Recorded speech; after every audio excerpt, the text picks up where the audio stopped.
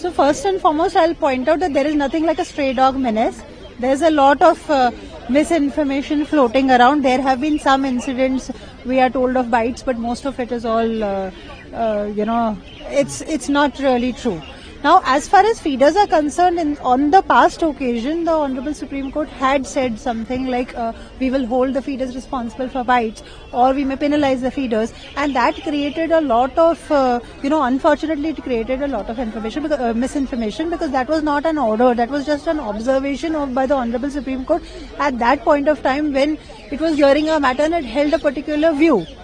However, that resulted in a lot of feeders being attacked, feeders being beaten up, especially women feeders were attacked and harassed. So that issue was taken up today. We addressed the Honorable Court on that issue, on the importance of feeding.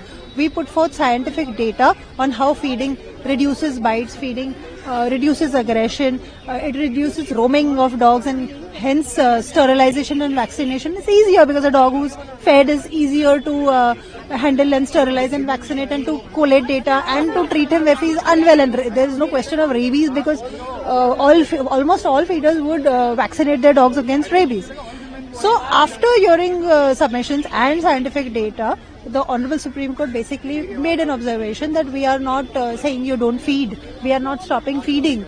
We have never said that feeding should not happen. So that is, I think, in itself a very good news, because though that is also an observation, it is not an order. However, it rests all the controversy that had arisen all these days, where there was some misunderstanding that there was a misconception that feeding is banned or feeding is to be stopped. So that is put to rest today.